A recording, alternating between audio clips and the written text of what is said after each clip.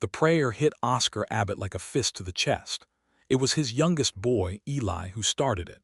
7 years old, kneeling beside the kitchen table in the orange glow of the kerosene lamp, his small hands folded so tight his knuckles had gone white as river bone. And then Caleb, the older one at 10, dropped to his knees beside his brother without a word, without being asked, and folded his hands the same way. The exact same way. The way their mother used to do it, fingers laced, thumbs pressed together, head bowed so the crown of his dark hair faced the ceiling. Oscar stood in the doorway of the kitchen holding a tin cup of coffee that had long gone cold, and he could not move. He could not breathe. He had not heard either of his sons pray aloud since Margaret died. That had been 3 years ago, 3 years of silent grace before meals if they managed any grace at all, 3 years of Eli staring at his plate while his lips moved without sound, 3 years of Caleb pretending he had outgrown the whole business of prayer, 3 years of Oscar pretending right along with him. But here they were, kneeling on the hardwood floor of this small house in Harlan County, Texas, in the autumn of 1878, praying out loud, and the woman who had caused it was sitting across from them at the table with her own hands folded, her own head bowed, her lips moving quietly in some prayer Oscar could not quite hear. Louise Callahan. She had arrived on the stage from San Antonio 4 days ago with a carpetbag, a second-hand trunk, and the kind of calm in her gray eyes that made a man want to confess every sin he had ever committed. Oscar had not asked for a wife. He had not placed an advertisement. She had come through a chain of circumstances so convoluted and so painful that even now, standing in his own kitchen doorway watching his sons pray for the first time in 3 years, he was not entirely sure how he had arrived at this moment. He had to go back. He had to go back to the beginning of it, because the beginning was the only way any of it made sense. The summer of 1878 in Caldwell County had been the kind of summer that broke men. The drought had come in June and had not lifted by August. Oscar's cattle operation, a modest one he had built from 40 head after coming home from a stretch of work in New Mexico, was bleeding money. He had 1,100 acres of dry grass, a creek that had dropped to a trickle, and 2 boys who ate like horses and grew out of their boots every other month. He had a foreman named Roy Duggan, who handled the actual ranching, while Oscar himself took on work as a contract surveyor for the county, riding out with a theodolite and a chain measure to settle boundary disputes between neighbors who were already half mad from the heat. It was surveyor's work that brought him to the Callahan property. The dispute was between Thomas Callahan and his neighbor to the east, a man named Virgil Prout, who had been quietly moving fence stakes for 2 seasons and claiming a disputed strip of bottomland that still had water in it. Thomas Callahan had filed a formal complaint with the county recorder, and the county recorder had sent Oscar Abbott. Oscar arrived at the Callahan farm on a Tuesday morning in late July to find Thomas Callahan on the porch with a shotgun across his knees and a face the color of old leather. A man of perhaps 55 who had clearly been handsome once and who was now held together mostly by stubbornness. Beside him on the porch step sat a young woman in a faded blue calico dress, shelling beans into a clay bowl and making no particular effort to look interested in the arrival of the county surveyor. That was Louise. Oscar was 34. Louise, he would later learn, was 27, old enough to have been married twice already in the accounting of the more impatient citizens of Caldwell County, and still unmarried, which they had decided must be either her fault or a great mystery. She had lived her whole life on this farm. She had gone as far as Seguin for schooling at 16 and had come home at 17 when her mother took sick, and she had not left since. She read every book she could lay her hands on. She had opinions about things that made men uncomfortable. She had eyes the particular color of winter sky just before snow, and she had a way of listening that made a person feel she was hearing not just the words but the whole complicated architecture of meaning behind them. She did not look up when Oscar arrived. She kept shelling beans. He introduced himself to Thomas Callahan, explained his purpose, and the old man waved him toward the disputed eastern fence line with one hand and kept the other on his shotgun, not because he was threatening anyone, but because old habits from harder years died slowly in that part of Texas. Oscar took his measurements over 2 days, and on both mornings Louise brought him water without being asked, handed him the tin cup, and went back to whatever she was doing without making any fuss about it. On the second day, he found her sitting on a fence rail at the far edge of the property reading a copy of Middlemarch by George Eliot, and something about that specific image, this woman in a faded dress on a sun-baked fence rail reading George Eliot with the total concentration of a person who has forgotten the world exists, caught him somewhere in the chest and stayed there. He said, "That is a long book for a fence rail." She looked up without embarrassment. "Most of the interesting ones are," he laughed. She did not quite smile, but something shifted in her expression that was close enough. He finished the survey, filed his report, confirmed that Virgil Prout had moved the stakes and that the bottomland legally belonged to the Callahans, and rode back to his own property telling himself he had done his job and that was the end of it. It was not the end of it. He went back in August, without professional reason, which cost him some sleep beforehand because Oscar Abbott was not a man who did things without reason. He told himself he was checking on the outcome of the survey. He told himself Thomas Callahan might need the documentation explained. He tied his horse at the gate and walked up to the porch, and Thomas Callahan looked at him with the particular expression of a father who has watched enough men arrive at his gate to recognize one who is trying to deceive himself. Louise was not on the porch. She was in the garden, staking tomatoes in the killing heat, wearing a wide-brimmed hat that had seen better years, and she looked at him over the garden fence with those winter sky eyes and said, "Did you forget something?" "No," he said honestly. "I did not forget anything." She studied him for a moment, then she said, "Come help me with these stakes then. I have 40 more to do." He spent 3 hours staking tomatoes. They talked the whole time. He told her about his boys. She told him about her father's health, which was not good, a heart that was giving out quietly the way hearts sometimes did, like a clock running down. He told her about Margaret, not much, not the deepest parts, but enough. He said he had lost her to cholera in 1875. He said his boys had not been quite right since, which was the understatement of his life, but it was all he could manage to say without his voice doing something he would not forgive himself for. She did not offer empty comfort. She said, "Children who lose their mothers carry it differently than adults do. They don't have the language for it yet, so they carry it in their bodies." He looked at her. "How do you know that?" "I lost mine when I was 17, she said. "I couldn't pray for 2 years afterward. I tried and nothing came out." He did not know what to say to that, so he handed her another stake and she took it and drove it into the ground with the heel of her hand, and they worked in silence for a while that was not uncomfortable. He came back twice more before September arrived.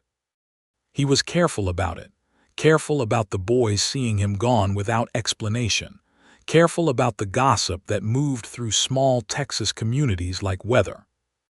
But the truth was that being near Louise Callahan was the first thing in 3 years that had made him feel like a man still alive inside his own life, rather than a man walking through the motion of one. And then, in the second week of September, Thomas Callahan died. It was his heart, as Louise had predicted. Oscar heard about it from Roy Duggan, who had heard it at the feed store in Lockhart.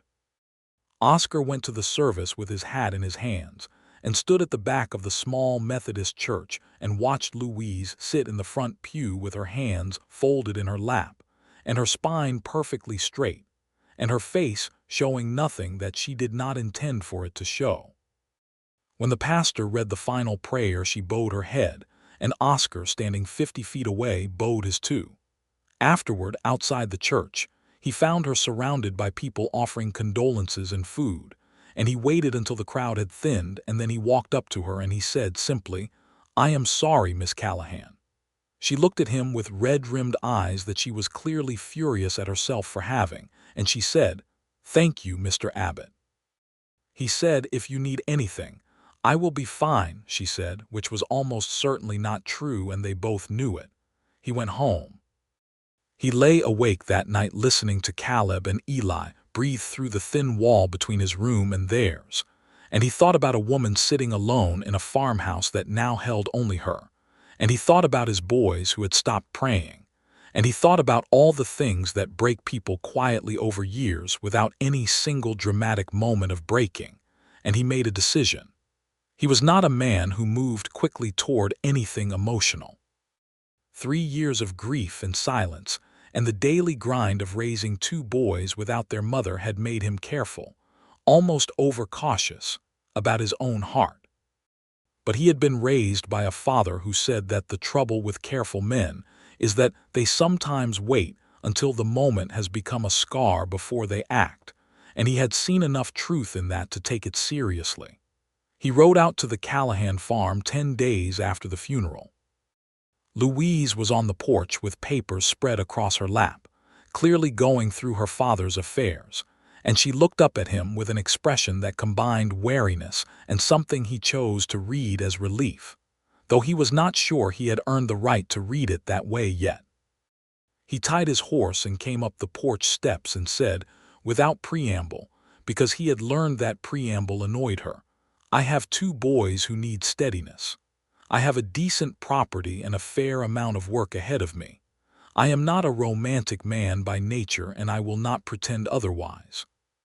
But I think you are one of the most interesting and capable people I have met in my adult life, and I think you are going to be alone in this house going over your father's papers for a long time if something does not change, and I would like very much to know if there is any chance." "Mr. Abbott," she said.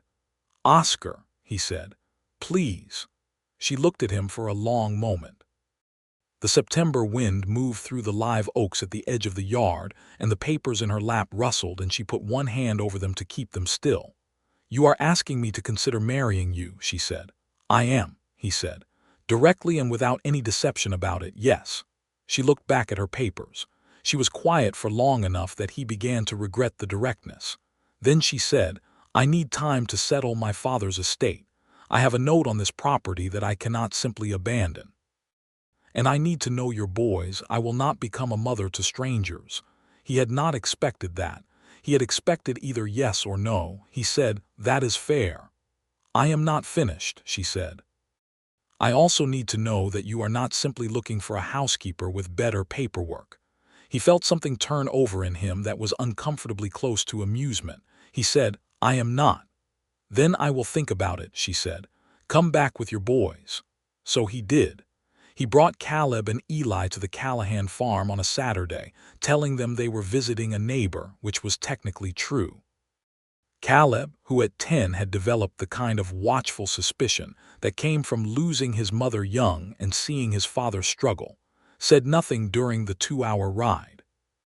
Eli, who was 7 and constitutionally incapable of suspicion, talked about a horned toad he had caught and named Gerald. Louise was waiting on the porch with a pan of cornbread and a pitcher of cold buttermilk, and Eli walked up the steps and said, "Do you have animals?" Without any introduction, which caused Oscar a moment of brief embarrassment and caused Louise to suppress something that might have been a smile.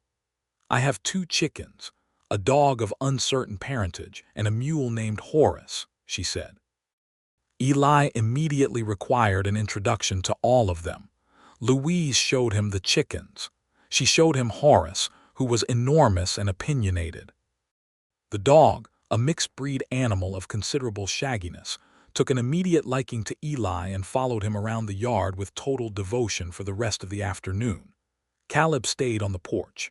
He sat in his father's old chair and watched Louise with Eli in the yard with an expression that was impossible to read, the expression of a child who has learned to be an expert at not being readable. Oscar sat beside him and said nothing for a while. Then he said, "She is a good person." Caleb said, "Lots of people are good persons." Oscar said, "Yes." Caleb said, "What happens to Mama's quilt?" Oscar looked at his son. "It stays on your bed." Caleb said nothing more. He watched Louise crouch down beside Eli and the shaggy dog, and listened to something Eli was saying with her full attention, head tilted, completely absorbed, as if what a 7-year-old had to say about a horned toad named Gerald was genuinely the most interesting thing in the world. After 20 minutes, Caleb got up from the chair, went down the porch steps, and walked across the yard to where Louise and Eli were sitting on the ground with the dog between them. He stood at the edge of this group for a moment and then he sat down. He did not say anything, but he sat down. Oscar watched this from the porch and felt something in his chest that he had thought was permanently closed begin, very slowly, to open again. The visits continued through October. Louise came to Oscar's property twice, which mattered because seeing a person in their own space tells you things that careful conversation cannot. She saw the house, which was solid and plain and better organized than she had expected of a widower with 2 young boys. She saw the survey maps pinned to the wall of his office, covered in his neat, precise handwriting. She saw the kitchen, where Caleb had clearly been making breakfast for himself and his brother for God knew how long because he had the practiced efficiency of a child who has been fending for himself. She saw this and said nothing, but her jaw tightened in a way that told Oscar she was angry on his boy's behalf and saving it for later. Later, she said to him quietly when the boys were outside, "Caleb has been making their meals." "He helps," Oscar said. "He is 10 years old and he is running a kitchen," she said. "That is not helping, that is surviving." Oscar was silent. "I am not criticizing you," she said, though her voice suggested she was, at least a little. "I am telling you what I see," he said. "I know what you see, I see it too." She looked at him. "Then we both know that something has to change," he said. "Yes," she said, "all right," which was, Oscar understood, her version of a yes. They were married in November of 1878, in the same small Methodist church, where Thomas Callahan had been buried 2 months before, in a quiet ceremony with Roy Duggan and his wife Sarah as witnesses, and Caleb and Eli standing in their best clothes looking scrubbed and uncomfortable. Louise wore a dress the color of dark sage green, which was not traditional but suited her, and when she turned to face Oscar during the vows, her gray eyes were steady and clear, and completely without pretense. He put the ring on her finger, a simple gold band that had belonged to his mother, because he wanted it to be something real rather than something bought in a hurry, and he felt the weight of the moment in a way that was entirely different from how he had felt it the first time he had stood in a church making these promises. The first time had been joy with no shadow to it. This time it was something more complicated and more honest, a joining of 2 people who had each been through enough to know exactly what they were agreeing to. Louise said her vows in a clear, steady voice. She did not look away from him. When it was over, she let him kiss her cheek, and Sarah Duggan cried, and Eli asked in a stage whisper whether there was going to be cake, and Caleb put one hand over his face. The first weeks were not easy. It would have been dishonest and foolish to expect them to be. Louise brought her books, her methodical habits, her way of getting up before anyone else to sit with a cup of coffee, and her own thoughts before the day demanded things of her. She brought the shaggy dog, whose name turned out to be Captain, and who integrated himself into the Abbott household with a speed and confidence that suggested he had been waiting for this opportunity. The boy's adjustment was complicated. Eli was affectionate from almost the beginning. He had the great gift of young children who have been loved consistently, which is the ability to extend that love outward without much fear. Within 2 weeks, he was bringing Louise the rocks and feathers and small treasures of his daily life as offerings, and she accepted each one with the gravity they deserved. Caleb was more difficult. Not hostile, not the way some children were when a stepmother arrived, but guarded, watchful, conducting some internal assessment that Oscar could not quite get inside of. He watched Louise make breakfast and said thank you. He helped with dishes when she asked and sometimes before she asked. But he did not talk to her the way he talked to Roy Duggan, or the way he talked to his father when he thought Oscar was not listening. He was polite in the way that children are sometimes polite when they have not yet decided whether to trust someone. Louise did not push. This, Oscar noticed, was the thing she did that he had not entirely expected. She did not try to win Caleb over with sweetness or gifts or special treatment.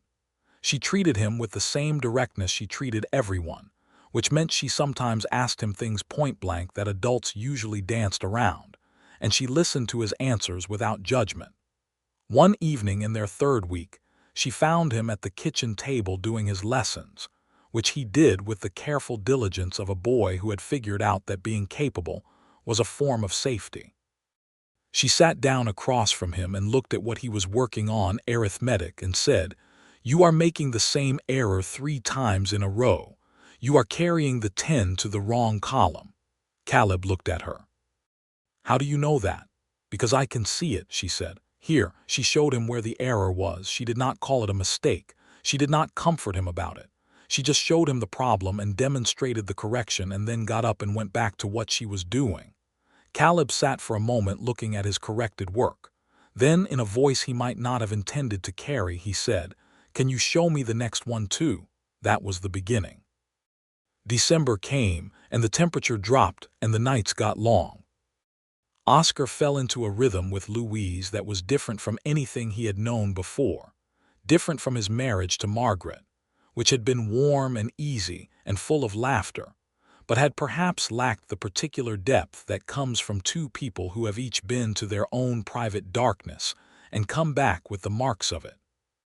With Louise there was a quality to the evening hours that he had no good word for, the two of them at the table after the boys were in bed, she reading or writing letters, he going over survey maps or accounts, and the silence between them was not an absence of something but a presence, a shared warmth that did not require noise to exist. She was not a woman who performed affection. She did not speak endearments easily or touch him casually the way some women did, but she had ways of showing that she was present with him that he had come to recognize and value more than he had expected. The way she left his coffee already poured when he came in from outside. The way she sometimes looked up from her book and asked him something specific about his work, not from politeness, but from genuine interest in what he was doing. The way she had quietly reorganized the kitchen in the first week without saying a word about it, not imposing her preferences but making the space more functional, and when he noticed and said so she had simply said, "The flour was too far from the stove." He told her one evening in December that he appreciated what she had done for Caleb with the arithmetic. She looked up from her book. "It was one problem." "It was not one problem," he said. She held his gaze for a moment. Then she said, "He is a very capable boy. He just needs to know that the people around him are not going to disappear." Oscar was quiet. "That is what he is testing for," she said. "Every time." "Whether I am going to stay," he said. "I should have seen that more clearly," she said. "You are doing the best you can. You are one person carrying what should be two people's work." He looked at her across the table and felt the specific weight of that recognition, the recognition of being truly seen by someone without either of you needing to perform anything, and it moved through him like warmth through a cold room. He reached across the table and covered her hand with his. She looked down at his hand on hers, and then she turned her hand over and held his. They did not say anything else. They did not need to. January brought a harder cold and a problem Oscar had been expecting and dreading. Virgil Prout, who had lost the survey dispute in the fall and had apparently spent the intervening months nurturing his grievance into something dangerous, showed up at Oscar's gate on a Thursday morning with 2 other men Oscar did not recognize. Prout was a heavy, square-jawed man in his 40s who had the particular manner of a man who had never been told no by anyone with less physical power than himself. Oscar walked out to the gate without a weapon visible, which was deliberate. "Prout," he said. "Abbott," said Prout. "I want to talk about that survey report." "The survey is filed with the county recorder," Oscar said. "It is done." "The survey is wrong," Prout said. "Callahan bribed you. Everybody knows the Callahans have been grabbing land for 20 years. Oscar said carefully, "Thomas Callahan is dead. His property passed to his daughter, who is now my wife, and the survey was accurate. I do not falsify survey reports. Pruitt's eyes moved toward the house. That woman married fast. Oscar felt the temperature of the conversation drop. He said, "What you are implying is something I would be very careful about implying on another man's property." Pruitt studied him. The two men with him were the kind of men who followed whoever paid them, and they were waiting to see which way the wind blew. Then Pruitt said, "I am going to contest that survey through the county court." "You are welcome to try," Oscar said. "I am a licensed surveyor and my measurements are documented. Good morning, Virgil." He walked back to the house without turning around. He heard them leave. Inside, Louise was at the kitchen table and had clearly heard everything through the open window, which in retrospect Oscar should have expected since she had ears like a cat. She said, "He is going to be a problem." "He is already a problem," Oscar said. "The question is whether he becomes a dangerous one." Louise was quiet for a moment. Then she said, "He knew my father. They had an arrangement at one point years ago over water rights on the creek that the bottomland feeds. My father ended the arrangement when he realized Pruitt was using access to the creek to divert water off our land during dry years.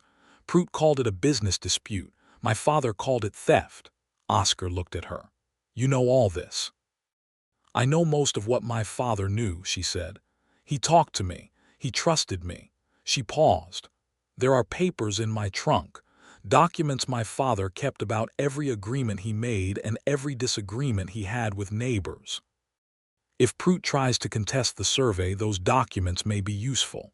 Oscar sat down at the table. He looked at his wife, who had just produced from her careful keeping exactly the evidence that would protect them. He said, "You are remarkable." She gave him a dry look. "I am organized. That is not the same thing." But something in her expression, a slight warming around her eyes, told him the compliment had landed.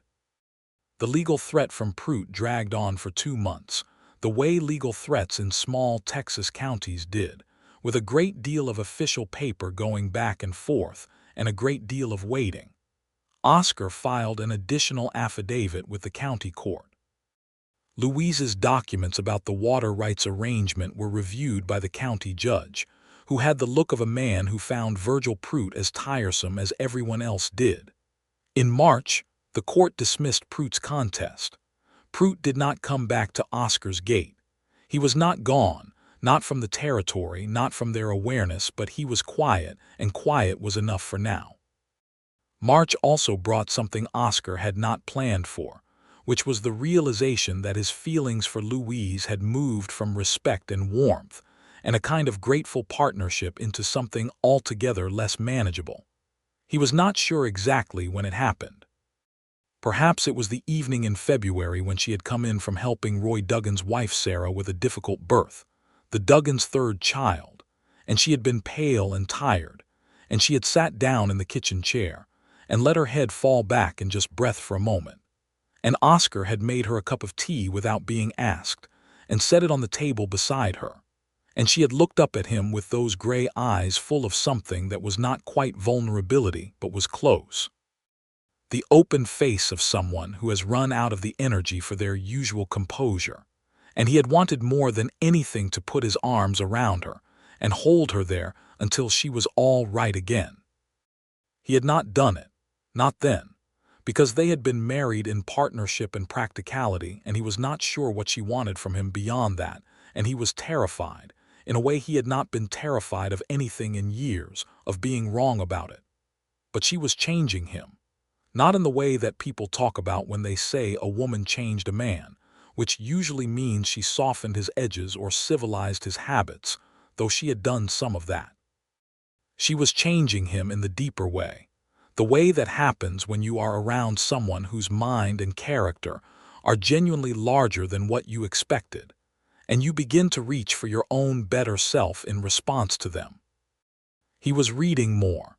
She had a habit of mentioning books in conversation in a way that was not showy, but that made him want to read them, and he had worked through 2 of her shelf in the last month. He was sleeping better. He was present with his boys in a way he had not managed for 2 years, not in the grim determined father way, but in the actual present way, the sitting on the floor and listening to Eli's theories about weather patterns way, the helping Caleb with his correspondence course lessons at the table after supper way. His boys were also changing. Caleb, who had been so carefully self-sufficient, had started appearing in the kitchen while Louise cooked, not to help necessarily, but to talk. Oscar had walked in one evening and found the two of them in a conversation about whether the stars were fixed or moving, Caleb with his elbows on the counter and Louise stirring something on the stove, and the quality of Caleb's voice was the relaxed, unguarded quality Oscar had not heard from him in years. Eli had begun calling her Louise, not Mama, and not Miss Callahan, just Louise, which felt exactly right. The night Oscar understood that he was fully and irrevocably in love with his wife was a night in late March when a late storm came through. Not dangerous, just impressive, the kind of Texas spring storm that lights up the whole sky and makes the ground shake.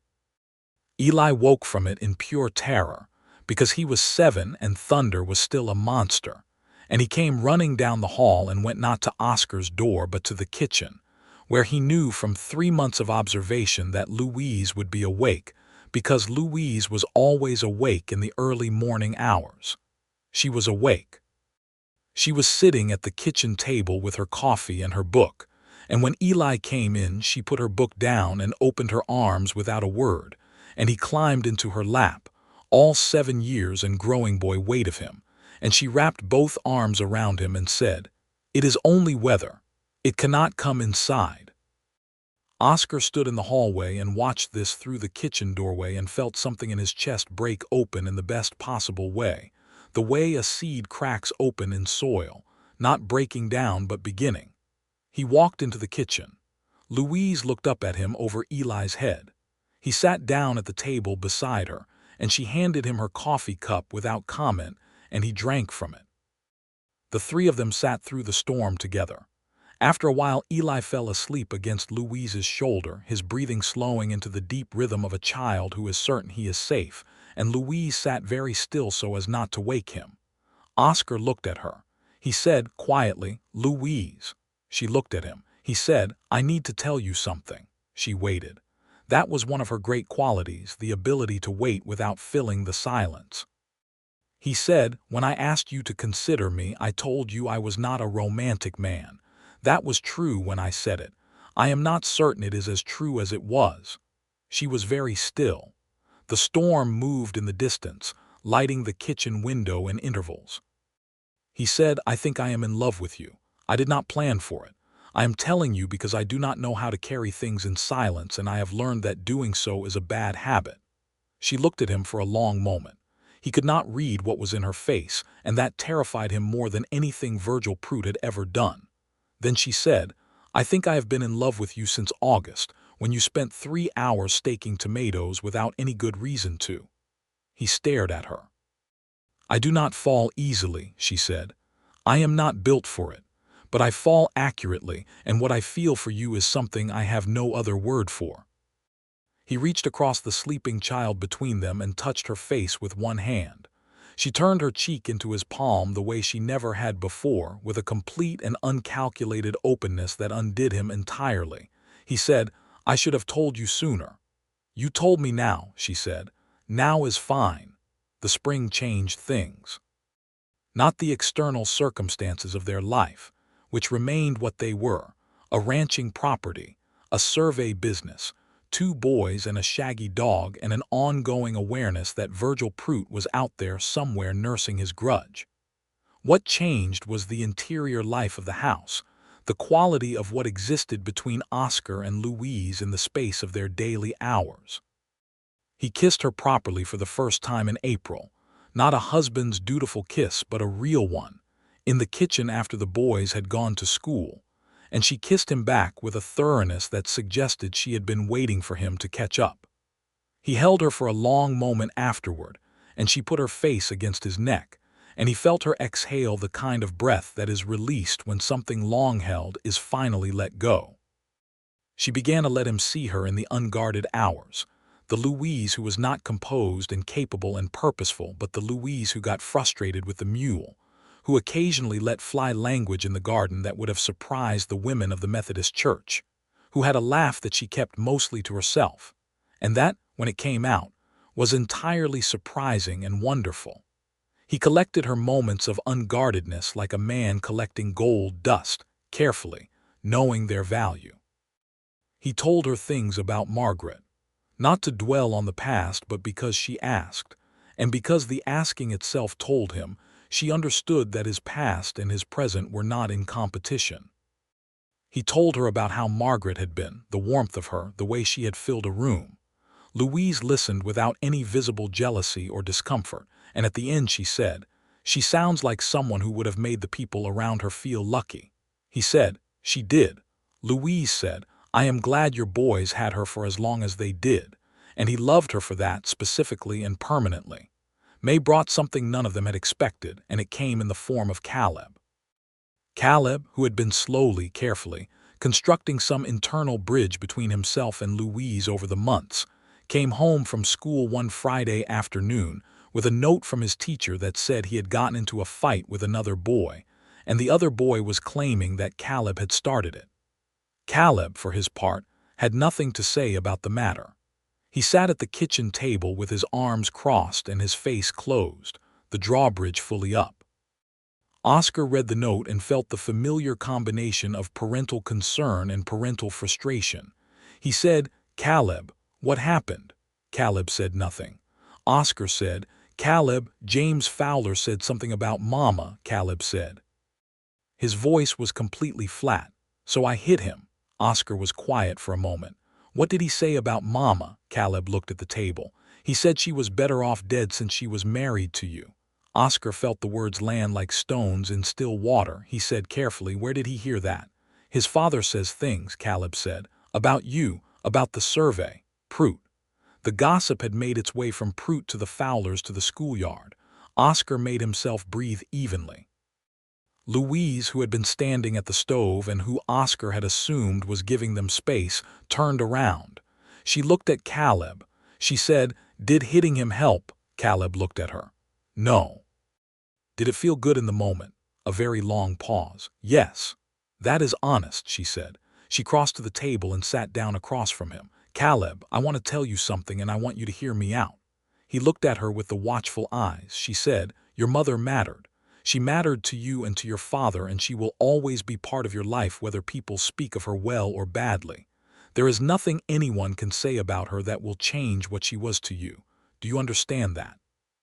He looked at her for a long moment. Then he said, in a voice that was not entirely steady, "Yes." She said, "Hitting people who say wrong things about the people we love is understandable. It is also going to be a problem for you your whole life if you do not find other ways to handle it. But I am not going to tell you that what you felt was wrong.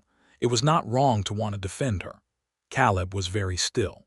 Something was moving through his face that he was working hard to contain. She said, "She raised a boy who loves her enough to fight for her. That is a good thing she did." Caleb's face crumpled. It was the full collapse of a child who has been holding something immense for a very long time, and it happened all at once and without warning, the way it does, and Louise was around the table and had her arms around him before Oscar could fully process what was happening. Caleb sobbed against her shoulder with the total abandon of grief finally released, great ugly heaving sobs that he had been carrying for 3 years in his careful 10-year-old body. And Louise held him and said nothing, just held him and let it come. And Oscar sat at the other end of the table and pressed the back of one hand to his mouth and breathed. When it was over, when Caleb had quieted and straightened and looked deeply embarrassed about what had just happened, Louise calmly handed him a cloth and said, "Your father and I will handle the Fowler situation. You just go wash your face." He went. He came back 10 minutes later and ate supper as if nothing had happened, but something had changed in the quality of his presence in the room. Some tension that had been wound tight for too long had come loose. And at the end of supper, when he was excused, he stopped beside Louise's chair and touched her arm briefly with 2 fingers, which was Caleb's version of a hug, and walked out. Oscar looked at Louise across the table. She said, "Finish your supper." "Louise," he said. "Oscar," she said. "Eat your supper." He ate his supper. But he could not take his eyes off her, and she knew it, and she kept her gaze very deliberately on her plate, but her mouth was doing something at the corners that was not quite a smile but was close. Summer returned, 1 year after Oscar had first ridden to the Callahan property with his theodolite and his chain measure, and found a woman shelling beans on a porch. The drought of the previous year had eased, and the grass came back, and Oscar's cattle operation moved from bleeding to solvent to something approaching comfortable. He took on 2 additional county survey contracts and trained Roy Duggan's older son to help with the field work, which meant he was home more in the evenings, which Eli greeted with unrestrained joy, and Caleb greeted with the slightly more measured approval of a child approaching 11. Louise had undertaken the management of a small kitchen garden that had grown, by July, into something rather ambitious, with vegetables and a section of herbs that she used for cooking, and for the small amount of informal doctoring that fell to women in communities where physicians were 2 hours away by horse. Sarah Duggan brought her youngest to Louise when he had croup, and she went, and she came back 3 hours later, having handled it and having left Sarah with specific instructions. Oscar watched her wash her hands at the basin afterward and thought that in another time and place this woman would have been a physician herself. He said so. She looked at him. "There is no such time and place yet," she said, "but there will be. You believe that?" "I believe things tend to become possible once enough people believe they should be," she said. "It is slow, but it happens." He said, "You would have been extraordinary." She looked at him with her gray eyes, steady and clear. "I am where I want to be," she said. "That is not nothing." He understood that she meant it. He understood that she was not consoling herself or performing contentment. She had chosen this. She kept choosing it. Every morning when she got up before the house and sat with her coffee and her own thoughts, she was choosing the life she had, not because she had no other option, but because she had looked at it clearly and found it worth having. He loved her so much it was sometimes difficult to think clearly near her. In August, Louise told him she thought she might be pregnant. She said it the way she said most things, directly and without drama, one evening at the kitchen table. He looked at her. She looked back at him with an expression that was careful and watchful, calibrating his reaction. He said, "How do you feel?" "Uncertain," she said. "It is too early to be certain." "About the pregnancy or about how you feel about it?" She considered this. "Both, perhaps." He reached across the table and took her hand. He said, "Whatever you feel is the right thing to feel." She looked at their joined hands. Then she said, "I want this, I think, if it is real. I want it more than I expected to want it." He said, "Then I want it too." She looked up at him. Something in her face opened, just slightly, the way a door opens when the person inside finally trusts that the knock is friendly. She was pregnant. By September it was certain. The boys received this information with very different responses. Eli was immediately convinced it would be a brother and began suggesting names, all of which were the names of horses he admired. Caleb was quiet about it for 2 days and then came to Oscar privately and asked, in his straightforward way, "Is Louise going to be all right?" Oscar said, "We will take very good care of her." Caleb said, "Good," and went back to his lessons. But that evening, without prompting, he appeared in the kitchen and said to Louise, "Can I help with anything?" And he said it in a voice that was not the polite voice he used when he was being careful, but the real voice, the voice he used with people he had decided he could trust. Louise gave him onions to chop. He chopped them. She said, "Thank you, Caleb." He said, "You are welcome, Louise." It was a small thing. It was not a small thing at all. October came around again. 1 full year since Louise had arrived on the Lockhart stage with her carpet bag and her second-hand trunk, and Oscar found himself taking stock of his life in a way he had not done since the darkest period after Margaret's death.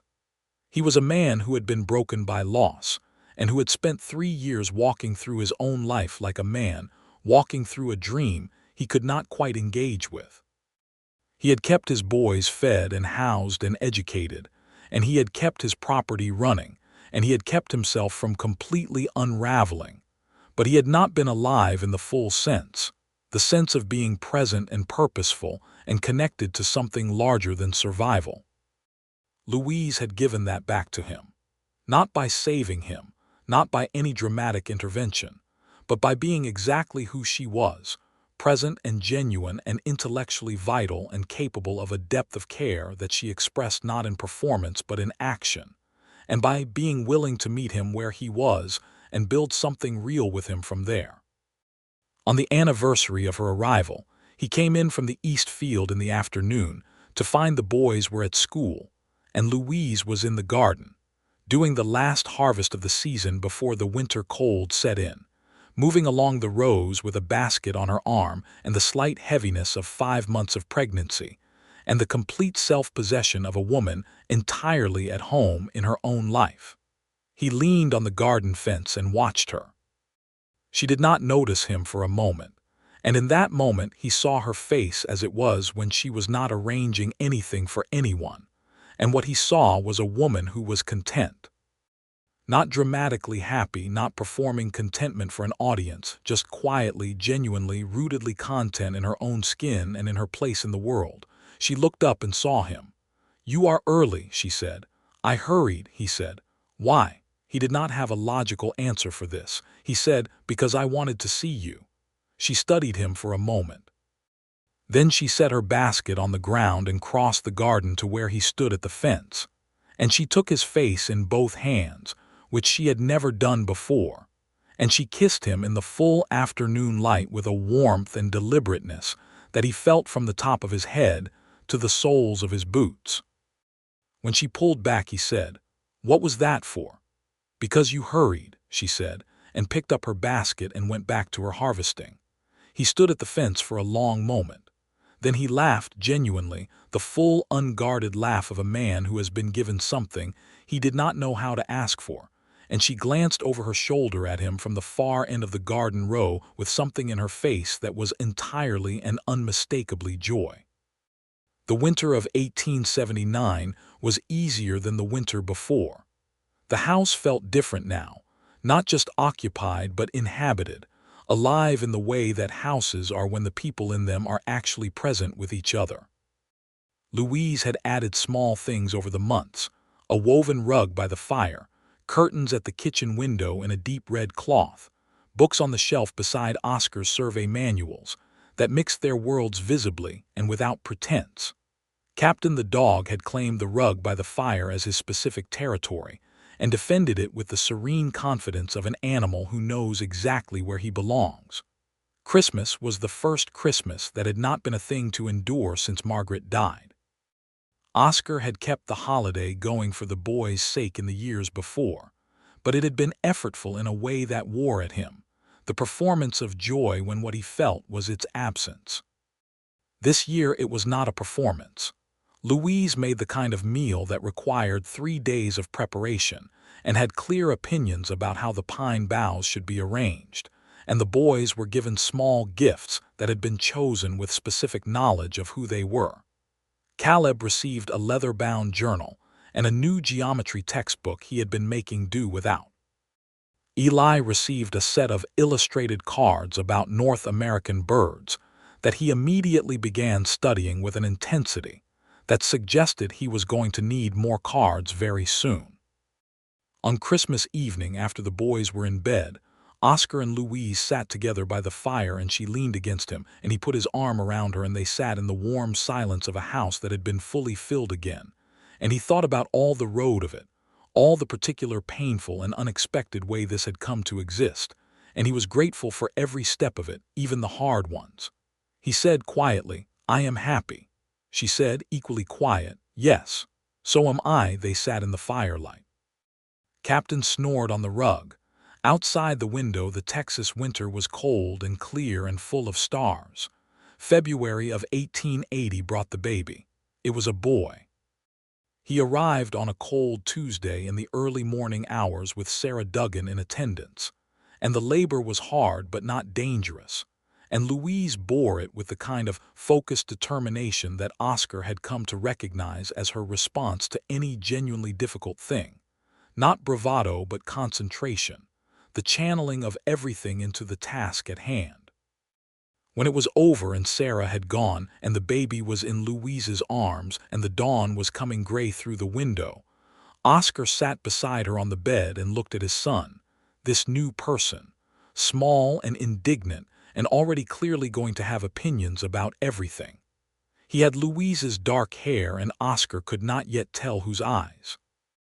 Louise was exhausted in the profound way that comes after physical effort beyond ordinary scale. She looked at the baby and then she looked at Oscar and her face was so open, so entirely without its usual careful composure, that he felt as if he were seeing the absolute unmediated truth of who she was. He said, "He is perfect," she said. "He is extremely loud." He laughed. She smiled, that real laugh-adjacent smile that she kept mostly for him now. She said, "I want to name him Thomas." "For my father," he said, "Thomas Abbott." He turned it over. "Yes," she looked at him. "You are sure? Your father's name on my son is not a thing I would object to," he said. "Your father kept those papers that protected us. He raised you. He deserves to be remembered." She looked back at the baby, at Thomas, and something moved through her face that was private and deep, the grief and love of a woman honoring a loss by carrying it forward into new life. The boys met their brother that morning. Eli stood at the bedside and stared at Thomas with enormous eyes and said, in a hushed voice, "He is very small." Caleb stood a little back in his characteristic careful way and looked at the baby and then at Louise and said, "Is he healthy?" Louise said yes. Caleb nodded, came forward and looked at Thomas for a long moment and then said, to no one in particular, "He will need help with his letters eventually. I can do that." Louise caught Oscar's eye over Caleb's head. The expression on her face was so full that it made something hurt in the best possible way. Spring came, and Thomas grew with the aggressive enthusiasm of a well-fed baby who has many opinions. Eli was besotted with him. Caleb was, characteristically, more measured but no less devoted, and Oscar sometimes caught him reading to Thomas from his geometry textbook in a patient instructional tone that suggested he had a very specific educational plan for his little brother. The ranch was doing well. The survey business was doing well. Virgil Pruitt had, in the end, sold his eastern property and moved to San Antonio, his appetite for the particular fight having run out, or perhaps having been replaced by whatever his next scheme was in a larger city. Oscar felt the absence of that ambient threat the way you feel the absence of a toothache, with a specific and grateful relief. Louise was herself, fully and increasingly, the woman who ran their household with one hand and her intellectual life with the other, and her medical knowledge with a third hand. She had apparently grown through sheer necessity. She had delivered 2 babies herself by summer, with Sarah Duggan's husband Jim, who was the county's nearest thing to a doctor consulting from a distance, and she had saved a child from a bad infection with a poultice and a persistence that the child's mother called a miracle and that Louise called basic wound management. Oscar watched her and was proud of her in a way that was not possessive or reflected, not the pride of a man in what belongs to him, but the pride of a person in someone they love, the "I see what you are" pride, the "you are remarkable and the world should know it" pride. She caught him watching her one evening across the table and said, "What?" He said, "I was thinking that you deserve more than you have." She looked at him steadily. "Oscar Abbott," she said, "I have 2 stepsons who I love and who love me back. I have a 6-month-old son who laughs at everything. I have a husband who hurries home because he wants to see me." She paused. "I have more than most people get in a lifetime." He said, "I mean the world should know what you are capable of." She said, "It is starting to. That is enough for now." He believed her. He believed her completely, because she had never told him anything untrue. In the autumn of 1880, 2 years after Louise had come to them on the Lockhart stage, something happened that Oscar had not expected, and that completed something he had not known was unfinished. It was a Sunday. They had begun attending the Methodist Church in Lockhart with some regularity, not from any revival of fierce religious observance, but because it was community, and community mattered when you lived 3 miles from your nearest neighbor. The boys came along, Eli enthusiastically, Caleb with the stoic acceptance of a boy approaching 12 who has been told that church on Sundays is not optional. That particular Sunday, the minister was reading from the Psalms, something about dwelling in the house of the Lord, and Oscar was half listening in the way you listen when the words are familiar, and you are mainly feeling the warmth of the people around you. Louise on his left with Thomas asleep in her arms, Caleb and Eli on his right with Captain forbidden from attending but certainly sitting outside the door. And then the minister said a short prayer before the final hymn, and he asked the congregation to bow their heads, and Louise bowed her head and folded her hands the way she always did, thumbs pressed together, fingers laced, head down, the complete and genuine attitude of a woman in actual prayer. Oscar looked sideways and saw Caleb's head go down. He saw Caleb's hands fold. He looked to the other side and saw Eli's head already down, his hands already folded, pressed together the way Louise had shown him, the way that was her specific and particular way of holding her hands in prayer. His sons had not prayed aloud since their mother. And now here they were, following Louise's folded hands with their own, their quiet voices joining the murmur of the congregation around them, praying. Oscar bowed his own head. He closed his eyes. He felt the presence of everything he had, all the particular and unlikely and painful and beautiful way the last 2 years had assembled themselves into this morning in this church with this family around him, and he prayed with a fullness and sincerity he had not managed in 3 years of trying. After the service, in the yard outside, Eli immediately disappeared to see about Captain.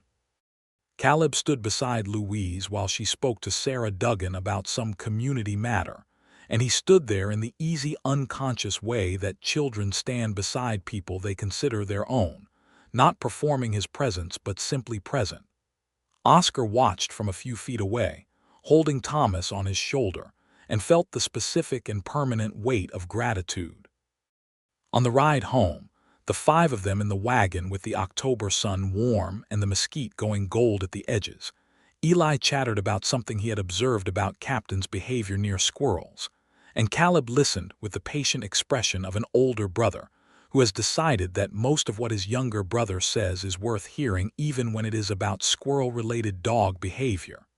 Thomas slept in Louise's arms. The horse moved at an easy pace along the familiar road. Louise said without looking at him, "You were quiet in there." Oscar said, "I was listening." She looked at him sideways. "To the sermon or to your boys?" he said. "To all of it." She nodded. She shifted Thomas slightly in her arms and leaned the smallest amount toward Oscar, not dramatically, not making a moment of it, just the ordinary, unremarkable lean of a woman toward the person beside her. He adjusted the reins to one hand and put the other arm around her. Eli, from the back of the wagon, said, "Papa, Captain understands more words than most dogs. I think he understands at least 40. Oscar said, "What 40 words?" Eli began to list them. Caleb began to argue the methodology. Louise made a sound that was unmistakably suppressed laughter, and Oscar felt it against his side, the small shake of her shoulders, and he pressed his lips together to keep his own from escaping. The road home was good. The sky was the blue of late October, deep and clear and going on forever. Thomas slept through the whole drive, imperious and comfortable, certain of his welcome in the world. They pulled up to the house and Roy Duggan was waiting in the yard, which was unusual for a Sunday. Oscar handed the reins to Caleb and climbed down and crossed the yard to Roy, who had the expression of a man with news. "Prude is back," Roy said, low enough that only Oscar could hear. Oscar went still. "Back where?" "Passed through Lockhart yesterday," Roy said. "Word is he bought a property north of town. Heard he has been talking to some people about the old survey dispute. I do not know what he is planning, but I thought you should know." Oscar looked at Roy for a moment. Then he looked back at his wagon, at Louise climbing down with Thomas, at Eli jumping out of the back, at Caleb securing the horse with the competence of a boy who has been responsible for things from a young age. He said to Roy, "Thank you," Roy said. "You want me to?" "Not yet," Oscar said. "Let me think about it first." Roy nodded and left. Oscar stood in the yard for a moment and breathed the October air and thought. He walked back to the house. Louise was already inside, putting the kettle on, Thomas installed in the wooden cradle that Oscar had built himself during the winter. She looked at him as he came in and said immediately, "What did Roy want?" He told her. He told her all of it directly because that was what they did. She listened with her hands around her coffee cup and her face very still. When he finished, she said, "He is going to try again." "Probably," Oscar said. "Then we prepare again," she said. "My father's documents are still filed with the county recorder. Your survey report is still on record. Whatever he tries, we have the documentation." He said it might not stay at the legal level. She met his eyes. "Are you worried about our safety?" he said. "I am taking it seriously," she said. "Then we take it seriously together." She paused. "And Oscar, the boys do not need to carry this. We do not bring it into their days until it is necessary." He said, "Agreed." She said, "Good." She poured him coffee. Pruitt's second attempt came in November, and it was more sophisticated than his first. He had found a lawyer from Austin with a reputation for manufacturing ambiguity in property disputes, and the lawyer filed a motion with the county court questioning the original survey methodology. The legal language was technical enough to require Oscar to engage his own legal representation, which cost money and time, and which was clearly the intention, to wear down rather than defeat. Oscar hired an attorney named Frederick Cole from San Antonio, a methodical man with steel-rimmed spectacles who reviewed the survey documentation and Louise's father's papers for 2 days and then said, "I believe we can defeat this.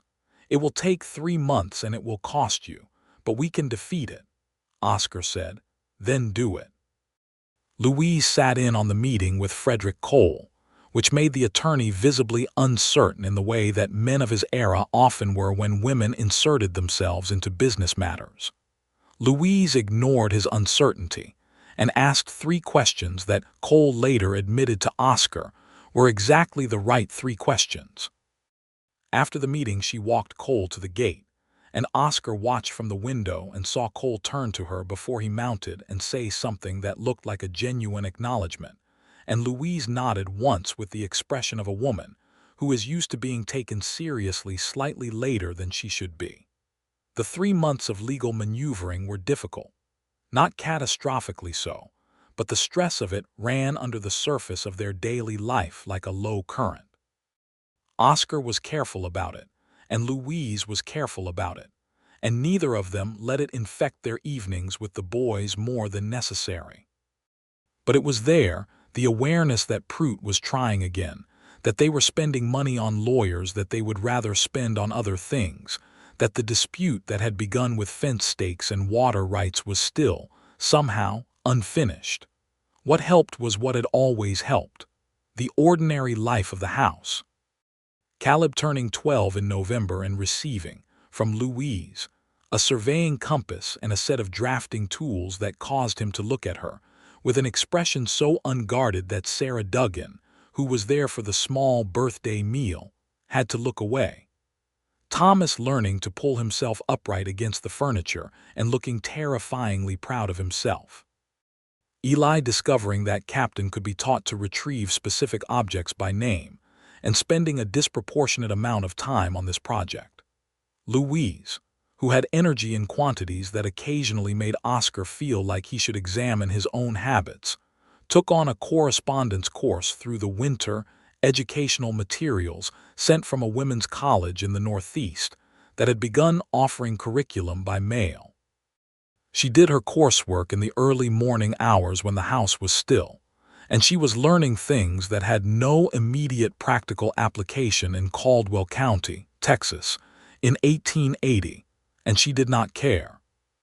She was feeding something in herself that needed feeding, and Oscar supported this without reservation and with a specific pride that had no jealousy anywhere in it. He said one morning when he found her at the table surrounded by papers about mathematics, "You know you are the most educated person in this county." She looked up. "I know no such thing." "I am reasonably certain," he said. She said, "Then the county needs more schools." She was right. She was always right about these things, the things about the world being smaller than it should be. February brought the court's ruling. Frederick Cole's methodical preparation and Louise's father's meticulous documentation combined to produce the result they had needed. The judge dismissed Pruitt's motion, and in the dismissal the judge wrote a note in the margin of the ruling that Frederick Cole later reported with barely concealed satisfaction. "These boundaries have been sufficiently established, and this court finds no cause to relitigate them." Pruitt's Austin lawyer withdrew from the case. Pruitt himself, as far as Oscar could learn, did not appear in Lockhart again. This time it felt final. It felt as if that particular chapter, the one that had started with fence stakes and a grudge, had been closed, sealed, and filed away. Oscar told Louise that evening. She was nursing Thomas by the fire, which she would do for another few months, and she listened to him describe the ruling, and then she said, "Good. Now we can stop paying Frederick Cole." He laughed. She raised an eyebrow at him over Thomas's head. He said, "You are extraordinary," she said. "You keep saying that." He said, "I keep meaning it." She looked at him with her steady gray eyes, and what she said next was quiet and completely sincere. "So are you." He crossed the room and sat beside her, and she leaned her head on his shoulder, carefully, so as not to disturb Thomas, and they sat in the firelight the way they had sat together on the first Christmas. But everything was different now. Everything was deeper and more settled and more certain. They had been through things together. That was its own kind of intimacy, its own particular bond, stronger in some ways than passion, stronger than the early brightness of new love. It was the bond of having been tested together and having held. Thomas, finished with his business, pulled back and looked up at his father with the round, considering expression of an infant who is conducting an assessment. Oscar put his finger out, and Thomas grabbed it with the grip of a child who has opinions about ownership. "He will be stubborn," Louise said. "He comes by it honestly," Oscar said. She did not dignify that with a response. Spring came again. The anniversary of Oscar and Louise's marriage came and went in November, and then came again, their second year, and then their third. Thomas walked at 11 months and talked at 13, which was early enough that Eli took personal credit for it, as if extensive conversations about birds and dog vocabulary had accelerated his brother's development. Caleb finished his schooling at 13 and began, with the serious intention of a boy who had been making up his mind about his future for years, to learn surveying alongside his father. Oscar taught him the theodolite. He taught him the chain measure and the art of the boundary line, and the specific careful record-keeping that made a survey report defensible in court.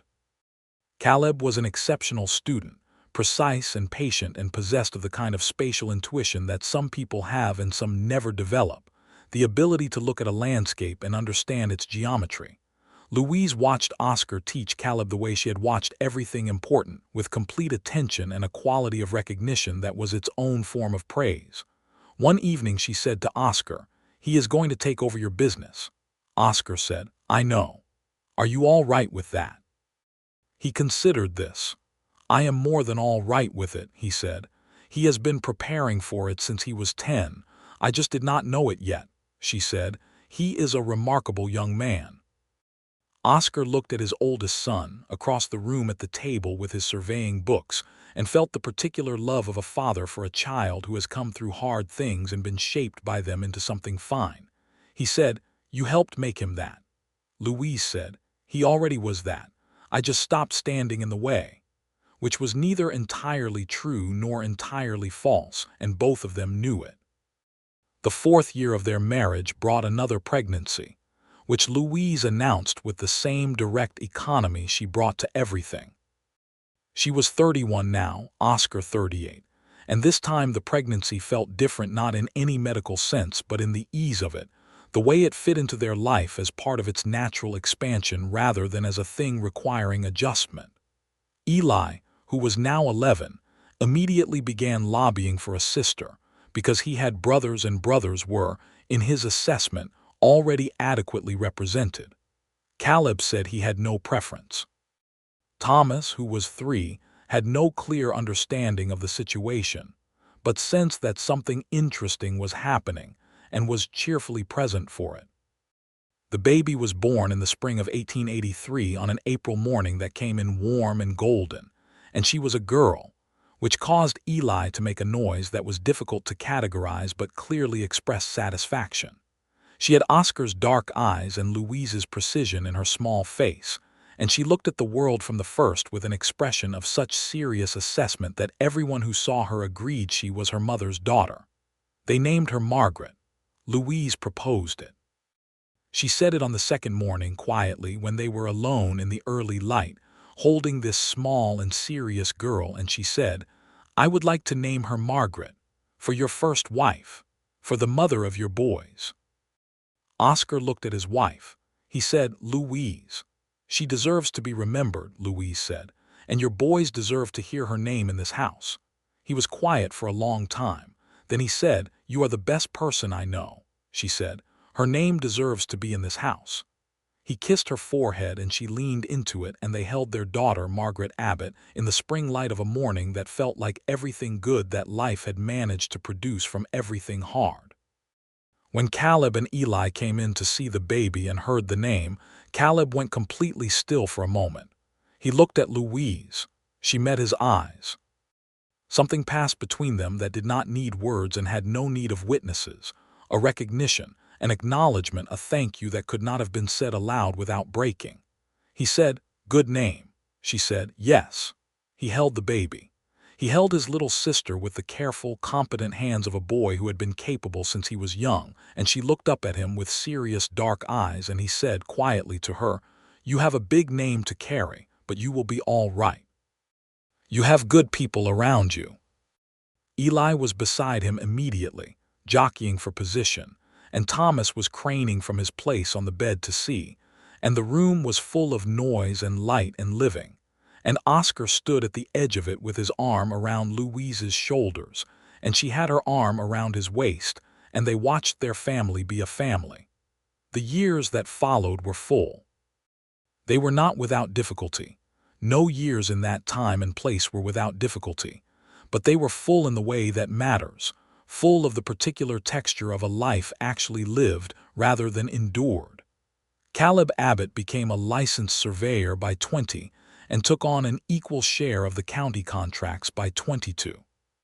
He was direct and capable, and he had his father's precision, and something else besides, something that Oscar recognized as coming from Louise's influence, an ability to listen to what people were actually worried about when they brought a property dispute to him, not just the legal question but the human one underneath it. He found a young woman named Clara in Lockhart, the daughter of the schoolteacher, who read as many books as he did and argued with him about half of what he said, which was clearly what he needed. They were married in the spring of 1888 when Caleb was 20. Oscar gave the blessing at the wedding, and Louise made the cake and cried, which she then denied emphatically. Eli, who had spent his childhood studying birds and captain's vocabulary and the behavior of animals in general, eventually found his way to working with the Texas Department of Agriculture in an advisory capacity on land management and water resources, which in the late 1880s was becoming a matter of serious concern across the state. He was the kind of young man who wrote long letters home and came back for every holiday with his arms full of specimens and stories and an inexhaustible supply of observations about the natural world. He married a woman named Josephine at 23, a formidable person who kept bees and had strong opinions about cattle grazing patterns that were at least as informed as Eli's own.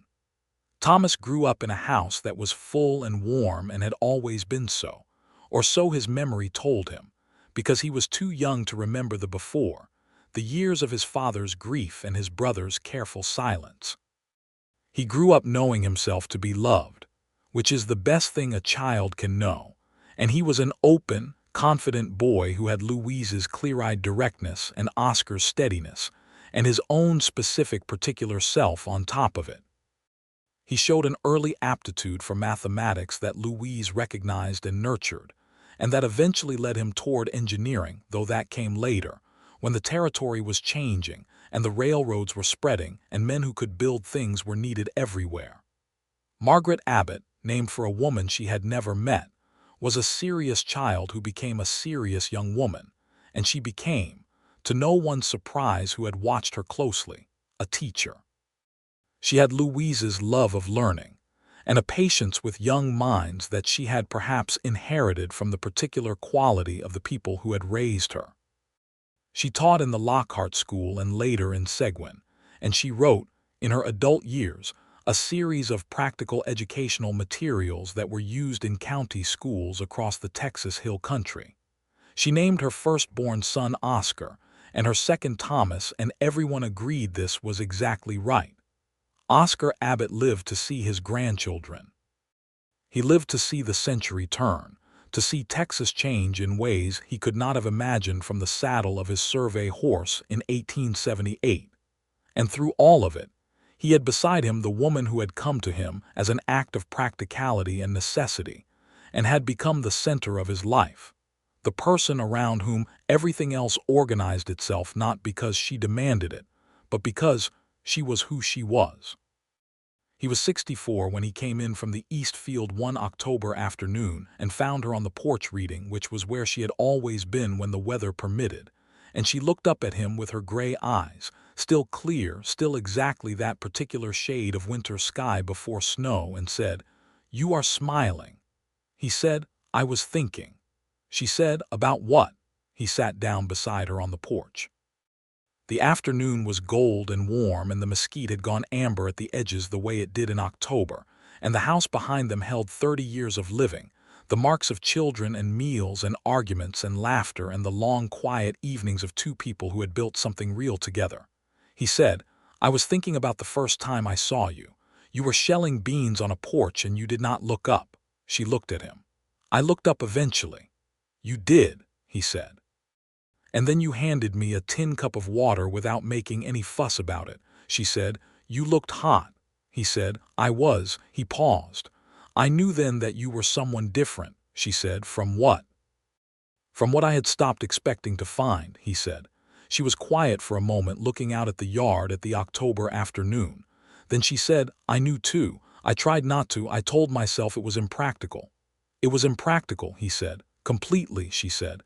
"I had my father's estate to settle and a property note to manage, and you were the county surveyor and you were going to leave." "I came back," he said.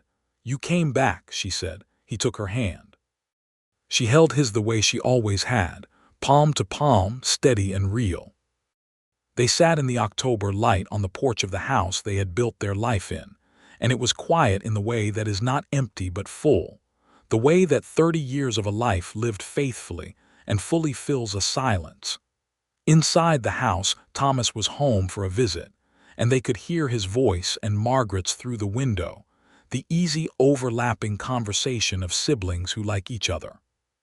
Captain the First was long gone, but Captain the Second was asleep in the yard in a square of afternoon sun, dreaming his dog dreams with his paws twitching. Louise said, "Oscar." He said, "Yes." She said, "I am glad you came back." He said, "I will always come back." She turned to look at him, and what was in her face was everything it had always been, the steadiness and the intelligence and the love that she had never performed but had always simply provided, and also something more, the particular expression of a woman who has lived exactly the life she chose and knows its full value.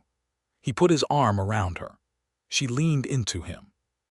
They stayed on the porch as the afternoon moved toward evening and the sky went pink and gold above the Texas hills, and inside the house, their children's voices rose and fell in easy conversation, and the old dog twitched in his sunny spot, and the October wind moved through the mesquite with a sound like the turning of pages.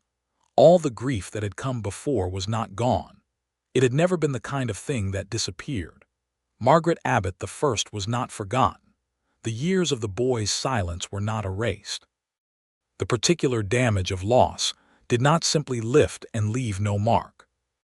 But it had been made into something, worked into the fabric of this life the way dark thread works into cloth, not ruining the pattern but giving it depth and gravity, and the evidence of something real having been sewn together by people who did the work. His sons had prayed again. They had prayed and grown and built their own lives and brought their own people into the world.